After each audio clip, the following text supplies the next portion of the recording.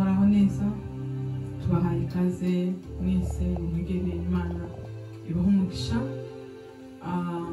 abari hano turi kumwe muri Australia muri uyu mugoroba muri weekend Imana ikomeze kubagirira neza no kubitaho ndetse n'abandi bari mu bihugu bitandukanye ku isi hari abari mu gitondo hari abakiri mu gicuku ariko ndabiyegereje buri wese uzafungura ibivuga butumwa se cyangwa umurongo kugira ngo nigere n'Imana ibaho umugisha tugiye gutaramana rero umwanya Imana iri buduhe ndabifuriza kunezerwa Imana kumva Imana bundi busha kunyoterwa n'Imana ndetse kandi niba ushobora kubutaramenya Imana yaba ari amahirwe adasanzwe yawe yo kumwakira Yesu ariho yaraje Yesu arapfa arazuka araducungura aduha ubugingo abamwemeye bose yabahaye kuba abana b'Imana rero niba utaramwemera n'ukuri aracari ku ntebe y'imbabazi agutegera amaboko umwakire akuyobore kugira ngo nawe witwe umwana w'Imana kugira ngo nawe utazarimbuka uzabone ubugingo Imana rero bagire neza Imana ibiteho Mwami Yesu turagushimye kandi turaguhimbaje izina ryawe rishimwe hejuru turi imbere yawe Mwami muri uyu mwanya komeza ubane natwe nawe ari twe ahubwo ari wowe ushirwa hejuru twaje kukuramya no kuguhimbaza twaje kuvuga imirimo y'ibitangaza twakubonanye tutwumvira ahandi twiyumviye twenyine twiboneye twenyine yuko uri Imana uri data wa twese uri mu ijuru ukwiriye rero gusingizwa ibihe byose turabo waremye uturemeye imirimo myiza muri Kristo Yesu turabo waremye kugira ngo tuguhimbaze uko tubishobojwe uyu ni umwanya twashobojwe nawe kugira ngo tuze imbere yawe udushoboze utwambike imbaraga kandi abawe bose bagukeneye bakubone abazumva izi ndirimbo zizahindura amateka zizababera umucyo zizababera ubugingo zizababera inzira zizababera inkomezi abacitse intege bazongere basubizwe n'imbaraga batarakumenya bazahereko bakumenya izina ryawe rihabwa icyubahiro abasubiye inyuma bagaruza ineza yawe n'imbabazi zawe urakoze murengezi amen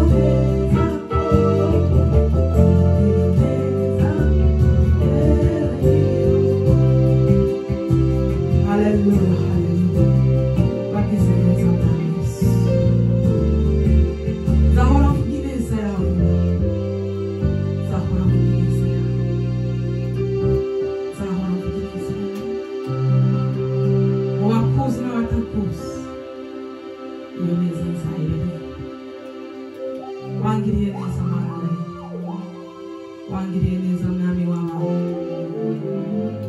nabonye neza yawe, ngeraho uhabwe icyubahiro murengezi, ndetse nsabiye n'abandi benshi bakeneye neza yawe mu buryo bwinshi, abo bose Mana ubagirire neza.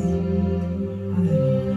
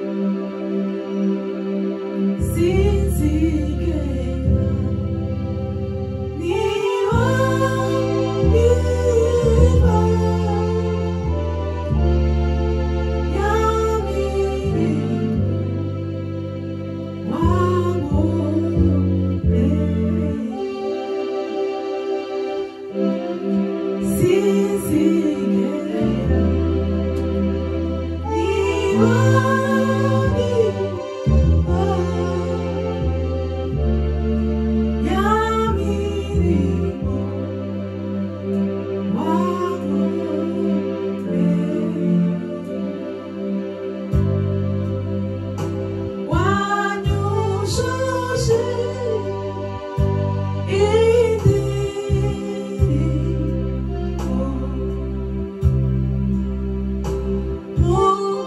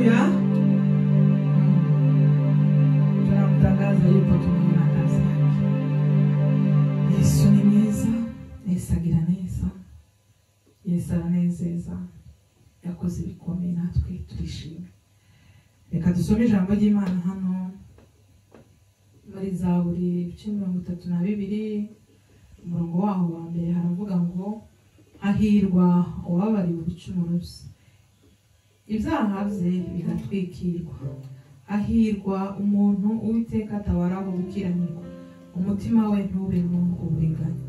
Haleluya. Dusomye ijambo ry'Imana hano ritubwira muri Zaburi uhiriwe uwariwe uhahirwa umuntu wabariwe ibicumuro bye kandi umutima we ntubemo uburiganya. Bene data, umutima wawe umeze neza, umutima wawe nta buriganya ufite. Niba umutima wawe utarimo uburiganya ubwo ari bwo bwose urahiriwe. Niba ibyaha byawe byarababariwe urahiriwe. Niba warakiriye Yesu nk'umwami n'umukiza urahiriwe kuko abamwakiriye bose barababariwe. Mugenzi wanje wisuzume umenye neza ngo se umutima wanje nta buriganya bwose ufite, umutima wanje nta kibi cyaba kiwurimo, umeze neza, nawe wabariwe rwose. Hanyuma nawe wabuze ku mutima wawe harimo uburiganya ubwo ari bwo bwose, wisunge Yesu uce bugufi umusaba imbabazi, acara ku ntebe y'imbabazi arakubabarira, nawe ube muri abo bahiriwe, nawe umutima wawe ube mu buriganya. N'abantu bose mutarakira Yesu umwami n'umukiza acari ku ntebe y'imbabazi, hari igihe munsi umwe impande zavuga abantu bazaraga ngo se ya Mana irihe babarukore batubwiraga, ya Mana irihe twumvaga barya abantu harya bavugaga gute, harya ba SP bagaze bavuga gute. Umunsi kabisa tuzagira tuzashakishwa. Rero uyu munsi haracari ku ntebe y'imbabazi, muze umwakire abategeye amaboko.